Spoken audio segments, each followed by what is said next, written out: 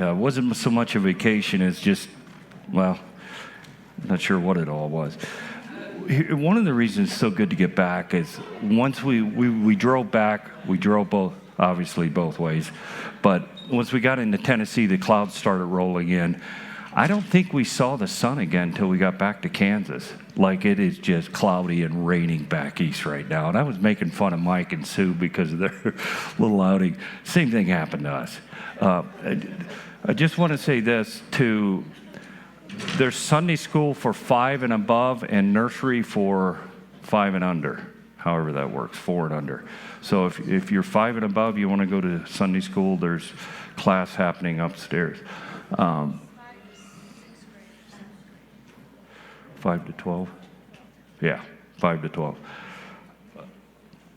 We're back in the book of Matthew, continuing in the book of Matthew. Just want to say thanks to Mike. It was so good last Sunday we were back in Boone, North Carolina, and when your service was starting here, I really thought about how lucky we are to have, how blessed we are. It's not luck, it's to have guys like Mike and Alex who fill in for me when I'm gone. Isn't it great? We got to let's give Mike a hand for last week.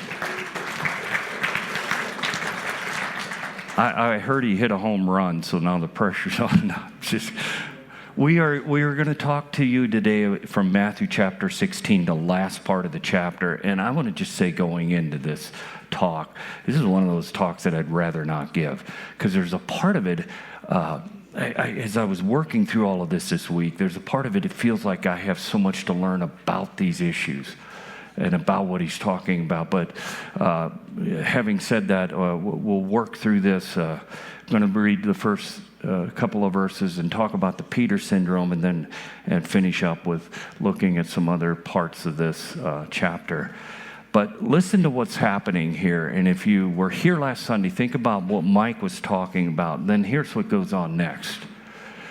From then on, Jesus began to tell his disciples plainly that it was necessary for him to go to Jerusalem and that he would suffer many terrible things at the hands of the elders, the leading priests, and the teachers of the religious law. He would be killed, but on the third day he would be raised from the dead. But Peter took him aside and began to reprimand him for saying such things. Heaven forbid, Lord, he said, this will never happen to you. Jesus turned to Peter and said, get away from me, Satan. You are a dangerous trap to me. You are seeing things merely from a human point of view, not from God's. Let's pray. God, I just thank you this morning for this time together, and what a wonderful morning of worship. And now as we turn to your word, open our hearts to receive truth. God, there's part of this text that's difficult to even wrap our minds around. And so we really need the work of your Spirit in our hearts this morning. So teach us about you and teach us about ourselves and how best to walk with you. Touch us with your presence in Jesus' name, amen. Now, if you remember last week, at the end of that text last week, one of the things that is happening to Peter is Jesus makes this declaration over Peter. And Peter's probably feeling pretty good about himself because Peter had a lot of reasons to not feel good about himself, if you've ever thought about the life of Peter. But this is one of those moments where Jesus has his disciples around him. He says, who do you say I am? Peter says, you're Christ. You're Son of the living God. And Jesus says, wow, Peter. It's interesting, in our text this morning, did you catch what happens in our text? And my question to you, have you ever had days like that? Where you go from hero status to what just happened to me status, and it happened so quick because he goes from where Jesus is saying, Peter, you're a rock, and Peter, my Father told you this. Like, you're finally hearing from God. You're finally hearing from not just me. There's stuff happening inside of you to the very next thing, in the next conversation with Jesus, Jesus is saying, get behind me, Satan. And I think about that and I'm like, wow. I've had those moments in my life, not nearly that severe, but have you had it? Where it's just like, what? I remember one time when Destiny was just a little tyke, and I was on my way to Canyon to pick up some things, and trying to be a hero, I told John, hey, I'll take her along. So I strapped her in the car seat and went down to Canyon, and while I was down there, Joanne called and said, can you stop and pick up a couple things for me at the grocery store? I went against everything I knew about being a dad. You never let a kid in the car alone. Okay, but you got to get this in. It's winter time. It is way cold. I think it was, if I remember correctly, it was about 10 degrees. And I only had to pick up 2 things. And I thought, you know what I'm going to do? She's sound asleep. She's in her car seat. Yeah, some of you are looking at me like, yeah. I'm just going to run in, grab those things. She won't even know I'm gone. And so I stop and I run in. And I come and I'm walking. We had a minivan. And I'm walking back to the minivan. I'm kind of in a hurry to get back because I knew I shouldn't have done that. But I'm like, yeah. And I notice the door's open, partly open, the side door. And I'm like, that's probably not a good thing. Destiny managed to wake up, crawl out of the car seat, crawl out of the minivan is out walking around. And I'm thinking, my hero status for taking her somewhere has just gone to pieces on me, like right now. And so I quickly look around. The parking lot's jammed. And I'm thinking, if I was a kid, where would I go? Did you ever try to think like a kid as an adult? I mean, see where that gets you. So I'm like, probably over there. So I run over. No. Finally, I go back into the store, and as I walk in, this lady said, did you lose a kid? But the whole time I was running around, I thought, if I got to call Joanne, what happened to Peter? Like, how could a guy that heard from God so clearly and so importantly in the next conversation miss it that badly? Have you wondered about that? So I want to talk to you for a couple of minutes about the Peter syndrome, but I want to set it all up by saying this. One of the things that's happening here is there's a transition in this gospel. This text started by saying from then on. Now, if you remember when we were back in chapter 4, there's a from then on happened in chapter 4. You have the first part of the book of Matthew where it talks about Jesus' birth and all of those kinds of things, and then Jesus is baptized, and then says from then on something happens. He goes out and he starts to proclaim the good news of the gospel of the kingdom, and he starts to heal and he starts to touch lives. There was a shift. He's moving from who he was prior to being ready for ministry to now he's engaging in ministry. But now we come to this one, and there's another from then on happening. And from then on, why does it happen now and what is happening? It's important that we understand what is happening and why it's happening. So what is happening is there is a shift in his ministry. And if you look from now on in the book of Matthew, there's going to be a significant way of doing ministry that's a shift from what has happened up till now. One of the things you will not see is him going into crowds and healing a bunch of people anymore. That phase of his ministry is kind of gone now. Now, there's still going to be miracles of healing, but it's going to happen to individuals. You won't find any more the converse or the way of saying it that they brought all the crowds and they brought all the sick and they brought all the disease and they healed them all. That phase of his ministry is kind of shifted. So what is he shifting into? He's starting to tell them what's going to happen to him. Now, why that's important? Because they just found out for sure who he was. This isn't just a rabbi. This isn't just a guy that walks around healing people and kind of a cool guy to follow and be in ministry with. Peter has finally nailed it when in the last chapter he said, "You're Son of the living God." And so Jesus says, now that you know that, here's what I will do. I will tell you what that actually means. And here's what it means. It means that my ministry in Galilee is going to come to an end. I'm going to head for Jerusalem. When I get to Jerusalem, the chief priests, the scribes, the Pharisees, that whole leading religious group is going to arrest me. And then I'm going to suffer deeply. And I'm going to die. And then he adds this thing. He said, and then I'm going to be raised. I'm telling you, the disciples did not follow. They had already checked out when he got that far. Now, I want to talk about maybe what was happening in Peter's mind. A couple of things, and then think about how maybe we can fall into this Peter syndrome. If you can bring up the next slide, I think one of the things that really surprised me, remember I told you that to first century readers as they're reading this gospel, this account of who Jesus was, there were so many surprises. The first thing that kind of surprises me about this whole thing is Peter, the way he addresses Jesus. Now, if you chase the idea down when they're walking along and Jesus, or they're having this conversation, and Jesus makes this declaration about what's going to happen to him. Peter then, it says Peter, I've always saw it this way, where Peter probably is like, oh boy, looks like I got to correct him. Like he's not getting it. This is not what Messiahs do. This is not what Son of the living gods do. I always saw it kind of happening this way, where he says, hey, Jesus, come over here. We need to have a little bit of a chit-chat. Well, if you actually follow it in the original language, that's not what's happening.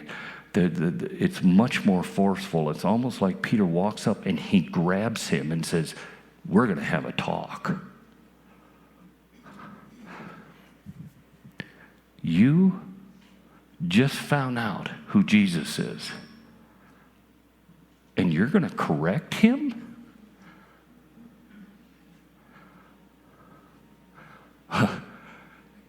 Really? What is happening to Peter?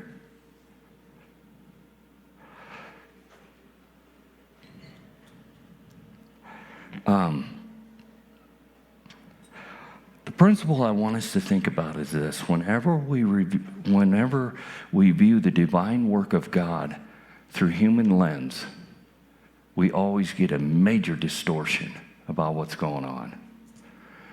And one of the things that comes up in this conversation between Peter and Jesus is Jesus says, Peter, you're viewing this through a human lens. You're trying to make sense out of this in the way you see things, in the way you process things.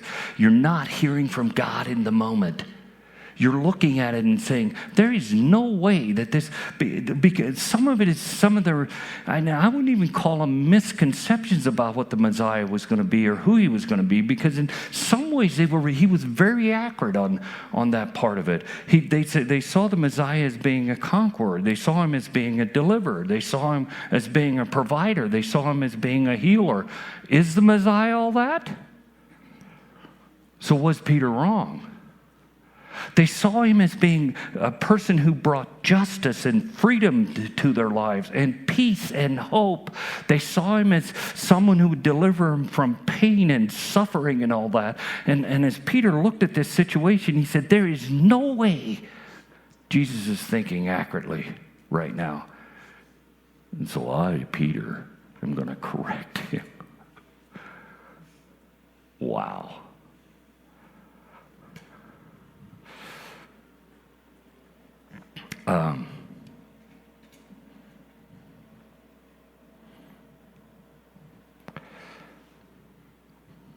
You know what? I think I'm just going to go on to the next one. So surprise number one is how the presumption of Peter. The second one is the source of opposition. So there's so many things about what Jesus said.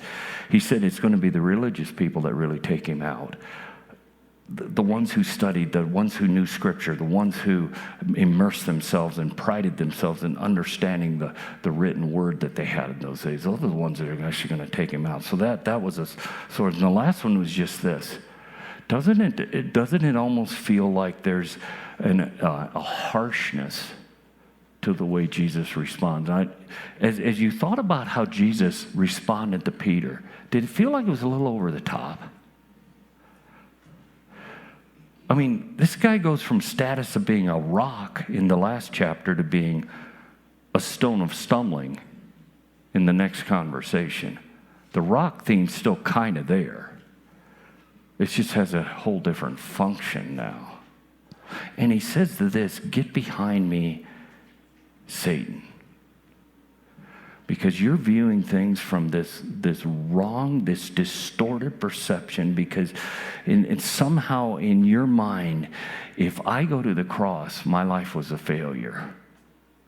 You cannot make sense out of that. And so Peter's in Jesus' face challenging him. Now, here's, man, I could go down a trail of thinking through this with you, but I'm wondering if it's even necessary. I just want to point this out on the harshness of Jesus. I think if you look at the third temptation that Jesus faced when he was in the wilderness, it was a temptation to have the world without the cross. That's really what was at the core of that. Satan said, "You want the whole world? Really, that's what you're here for? I can make that happen right now.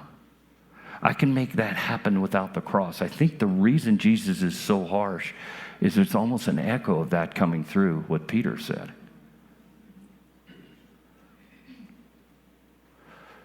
You don't have mercy on yourself. This doesn't happen to you. And so Jesus responds that harshly because it almost sounds like Satan's voice back in the third temptation. Now here's what I want us to think about in a practical way of looking at this, the Peter syndrome. What happened to Peter? I want to just say this. It is possible, I really believe that it is possible that we understand, it's possible that we can verbalize who Jesus is. He's conqueror. He's Redeemer. He's Savior. We can go down through and have in our minds a description of who Jesus is, because some of us are lifers. Some of us have been in church so long, we've heard it. We can do it in our sleep.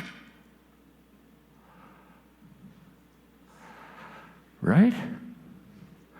But if somehow I view all those characteristics through a human lens, I will miss the work of Jesus, what he came to accomplish right here and right now, what he wants to accomplish in my heart at this moment. I will miss it.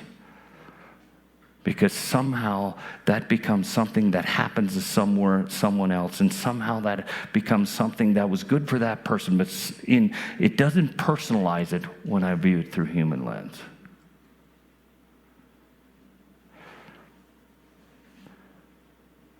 Is he just a guy out there that you know words about? Or is he a presence that you journey with each day? The second thing I want to say is this. When I view life through a human's lens, when I view all of what the work of God through human lens, it can actually be dangerous to me and those around me. Jesus looked at him and says, "Peter, you're a dangerous trap to me." Because I think deep inside, I think we get a glimpse of how little Jesus in the flesh really wanted to go to the cross. He understood the high stakes. And when somebody's there saying, "Have mercy on yourself, Jesus, you don't have to do it like this. There's other ways to accomplish this." When he said, "You're a dangerous trap," he didn't say that to overstate the situation. He said it because that's exactly what Peter was becoming to him. When our call to following Jesus does not take people to a cross, to dying to self, when we offer another way around it, we become a dangerous trap to people. The last one is just this. That distorted perspective we get when when I look through a human lens and look at the work of God and the work of Jesus, when I view it only as that, when I'm not viewing it through the eyes of a God who loves me, when I'm not putting the divine perspective lens on and looking at it that way, when I only view it through a human lens, it will only be a matter of time before my arrogance will resist the lordship of Jesus in my life. And I'll be the guy saying, Jesus, you and I need to have a talk. Have you ever done that to him? Like, seriously, God, you make no sense to me. And I'm going to tell you how it should be done. Because somehow when I view my world through just a human lens only, the story I have to live is not the story I want to live many times.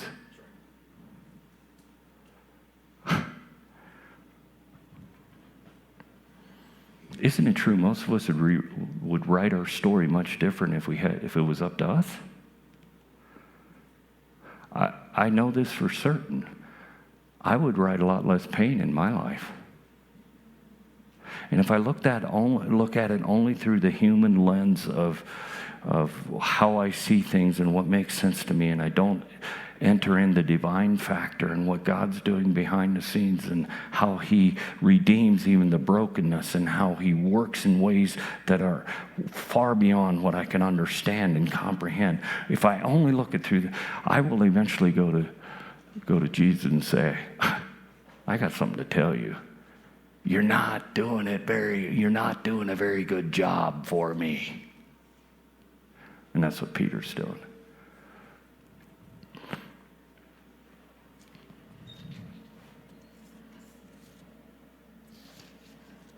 So the Peter syndrome in my mind is that point in our lives when we are disappointed with what the journey we're on, when we're disappointed with the pain in our lives, when we're disappointed because there is moments of suffering. Somehow when we don't turn to Jesus with all of that and we just see it purely through human lens, we will eventually look to Jesus and say, hey, you need to come over here because you and I are going to have to figure this one out. And that's what Peter's doing. Let's go to the last part of this. So initially you have the Peter syndrome going on, and then Jesus goes to its reevaluation time. Now I want you to focus especially on that first sentence. Then Jesus said to his disciples, if any of you wants to be my follower, you must give up your own way, take up your cross and follow me. I'm going to read just a little bit of that first one because I want you to be thinking about this as a backdrop for what he says. Jesus said to who? His disciples. And here's what he says. If you want to be my follower, all right, we're going to come back to that. Verse 25, if you try to hang on to your life, you will lose it. But if you give up your life for my sake, you will save it. And what do you benefit if you gain the whole world but lose your own soul? Is anything worth more than your soul? For the Son of Man will come with his angels in the glory of his Father and will judge all people according to their deeds. Now I want to go back to where he started in that sentence that says, Jesus said to his disciples, if any of you want to follow. What do you think's going through the disciples' minds at that moment? I can imagine something like this is going on in their minds. It's like, because as close as I can tell, it's about 2 years into ministry now. I mean, they're winding down. They're going to finish up their Galilean time, and they're now going to head toward Jerusalem and the final events of Jesus' life. So probably in the minds of Peter, James, and John, they're like, Jesus, do you remember one day we were sitting out along the Sea of Galilee when we were mending nets, and you come along and said, hey, follow me? We've been following for you for 2 years already. And you're just asking us to, if you really want to be my disciple, you want to be my follower? Why would he ask that question now? They obviously wanted to follow him. They just gave up 2 years of their life already. Matthew's probably thinking, I had a pretty good job. I was sitting at the tax collector booth, and that actually pays quite well. You come along and said, follow me, and I followed you. What's this language now? And probably all of them in their own minds are, here's the principle I want you to get. I really have come to believe this. As Jesus, remember the backdrop of all this is them finding out who Jesus really is and declaring it. Here's what I want you to hang on to. I've really come to believe especially after kind of in my own journey, thinking and evaluating my own journey, here's what I think happens. The more God reveals of himself to us of who he really is, not who we imagine him to be, not even who we want him to be, who he really is. The more that happens in our life, the more he's going to look at us and say, you're going to follow me now? Now that you discovered that about me, are you still in? Are you okay with me now? When all your ideas of how that was going to look, and this is what's happening to Peter, this is Peter's only reflection. He's a spokesman for the disciples. The other guys are thinking the same thing. He gets a bad rap because he was the one that couldn't keep his mouth shut, if you want to say it. He's the guy that's going to verbalize it. They're all thinking it like, we signed up to watch you go to Jerusalem and die? You're kidding me. They were starting to see a broadened view of who Jesus was. He's from then on going to show them, I'm more engaged. My mission is much different than you thought it was. You had a very limited view of it, and somewhere in that limited view, you brought in your own agendas and your own ideas. And as I reveal that to you, if I broaden that perspective, he looks at him and says, at those guys. It would make a lot of sense to me if he was saying this to the crowd. The guys that had kind of heard about him and kind of were on the fence, and, oh, you guys want to follow me? Here's how you do it. He's not saying it to the crowd. He's saying it to them guys and say, are you still in? Are you still going to follow me? You want to be my followers on this next phase from then on? Why I find that interesting is my initial encounter with Jesus, this is probably oversimplifying it a little bit, but probably in many ways it was, I went to Jesus for fire insurance. Anybody else do that? I mean,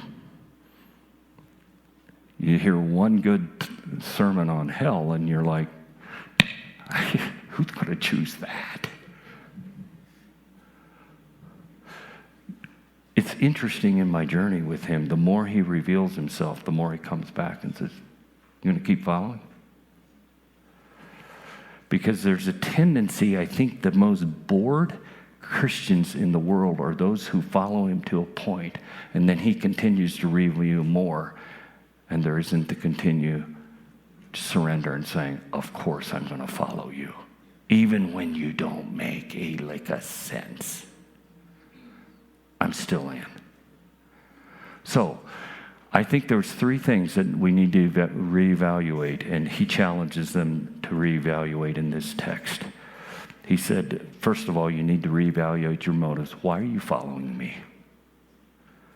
He said, if you're going to follow me, then you need to the text says it this way, you must give up your own way, take up your cross and follow me. What does it mean to give up our own way? There's something about in my early journey with God, and I still find myself following Jesus. I still find myself there at times. I find myself at times following him for what I can get out of it. I followed him for fire insurance. I followed him because I wanted his blessing and his favor on my life. I followed him many times for all the wrong reasons, even though some of those on the surface don't seem wrong. But I think there's this self-will, this self-desire, this self that we have rooted deeply in us can follow Jesus and be following him in many ways for all the wrong reasons, for what I can get out of it, for how it benefits me, for how it makes me feel, whatever it is. And Jesus says, it's almost like he challenges his disciples and he says, guys, you need to check your motives. Why are you following me? Why?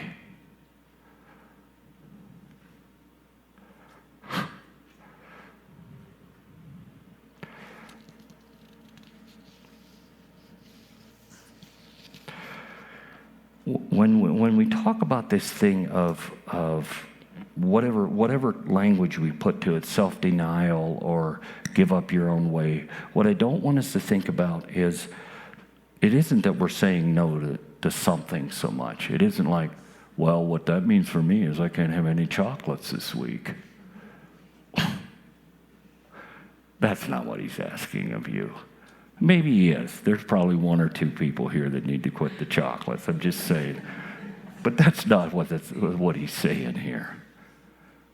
He's not even saying so much you need to quit a behavior, as much as he's saying, are you going to say no to yourself and say yes to me? Like at the end of all of it, is it your agenda that you're after or his? Is it your dreams or his? Is it your ideas or his? So what's the motives? And that's the first thing he challenges. Second thing he goes into is their commitment. You need to shoulder your cross or take up your cross.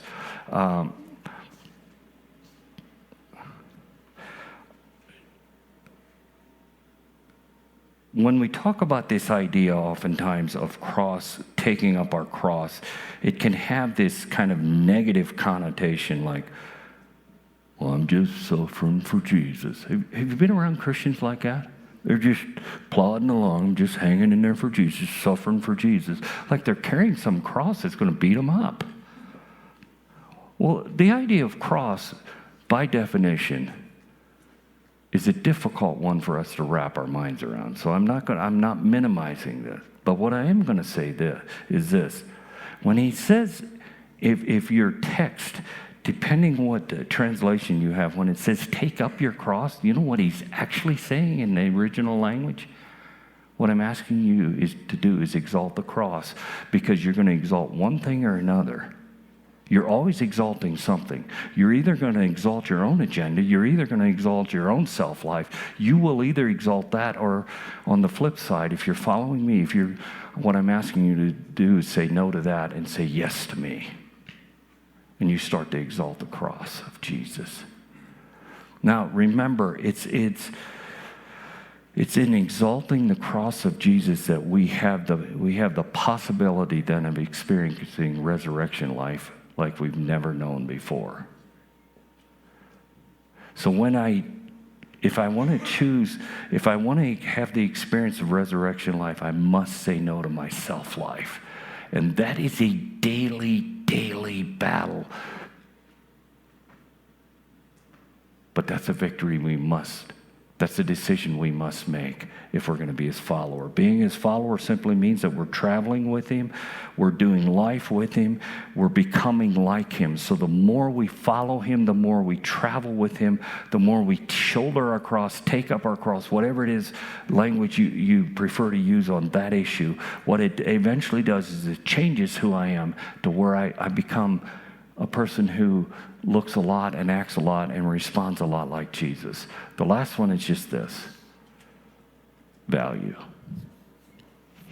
He's going to challenge us on our motives. He's going to challenge us on our commitment and constantly pushing up the bar on our commitment.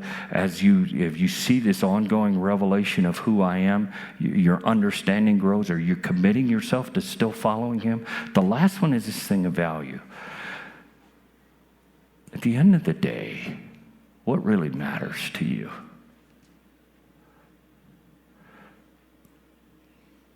And he says this to him. Let's just do a what-if game. What if you would gain the whole world? Is that what you value? I remember a scene that's forever burned into my memory. This happened probably a month before Corey passed away. It was 9 years old, and this happened in February. This event happened in either the last part of January or in February sometime. So sometime near the end of his life. It was cold winter night, and we're sitting in the house, and I'm reading a book. On the floor in front of me, Sean and Corey have a game of poker going on. Well, Corey's 9, so he doesn't understand poker that well. I think Sean would have probably been, what were you, 15 or 16, somewhere in there? And Sean would just school him. I mean, and Corey'd get to whining, but he was always good for another game, and he'd get beat again. Well, so I'm there reading a book. I'm tuned out to what's going on, and they're down there on the floor. And, the usual sibling trash talk's going on, except this game was different. I don't even know how much Corey even understood the concepts of poker, but he is schooling Sean. It was a beautiful moment, because this just didn't happen. So he wins a couple hands, and, that the trash talking. Now it's going the other way, and you know how, those of you who have kids, you know how that stuff works. I lay down my book. I'm like, he might win his first game ever.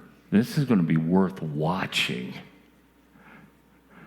And he wins it. Sean gets it, but he wins, and he has Sean down to where it's basically one more hand, it's over. Looks like. And Corey is just thrilled. He's laughing. He's so enjoying the moment.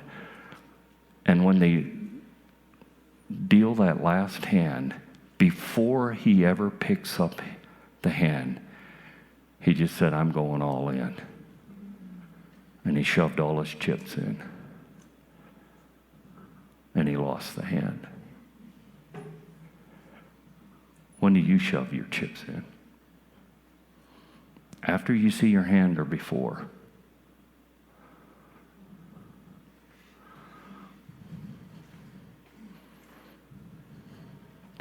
What do I value? Wouldn't it be, I wonder what a community would look like that have so bought in that Jesus is the only answer. And compared to anything, compared to what my bank account looks like, compared to my list of social kind of connections in the community, compared to whatever I have, he's worth way more than that. I value that way more. And if I was reduced to just one thing, it would have to be him. It would have to be Jesus. Because I'm not going to settle for anything less. And so before I get the hand, the chips go in because I know the dealer, not because I know the hand. Because I know if Jesus is dealing my hand, I'm a winner. Do you value Jesus that much? And he looks at his disciples and says, what if you're crazy successful? What if you knock it out of the park in so many areas? What if? And somewhere in that what if, you miss the reason you're here. You miss following me. You miss that moment when you could have said yes to me and you didn't. What if you miss that? You actually think sometime you're going to look back and say, yeah, but I have all this. What do you value? Is it really Jesus? Because on the one hand, if we're going to say you're Son of the living God, then on the other hand, we better say, that means I'm going to give you all my chips before I even see my hand, because it doesn't matter what the hand I have. All that matters is you.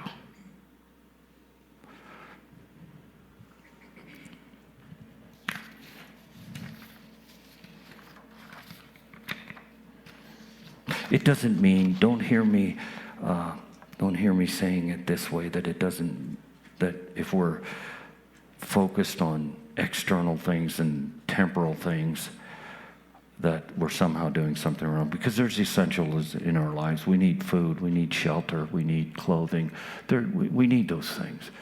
But we always need to remember that even with all those things we need that are essentials for our life here, there's an eternal essential that is so much more valuable. And so even while I need to have, as it were, a portion of my life focused on this, I never lose sight of what really matters. And guys, you know what's so cool? We are surrounded by eternal beings. So we get to invest every day in the lives of people around us. We get to invest every day in the eternal if we choose to, and if we value it enough.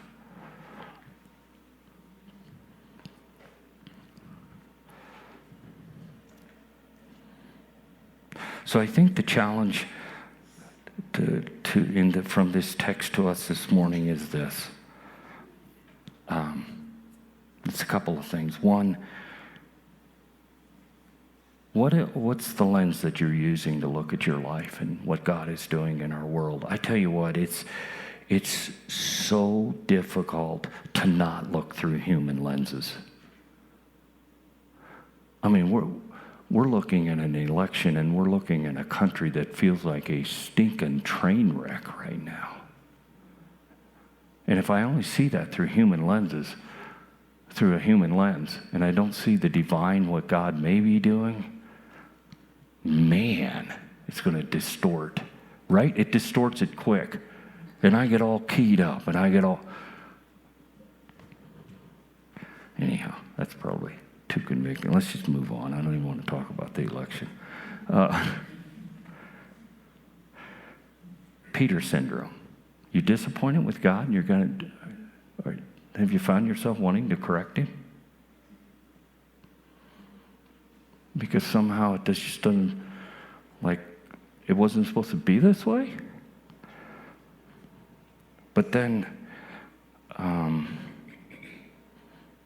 maybe to wrap this up this morning, I wonder if it wouldn't be good for us to all reevaluate where we are right now. In the revelation he's given you of who he is, have you said yes to that? I'm still in.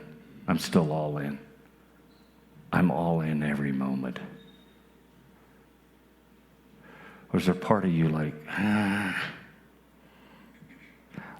stuck Christians get stuck right there.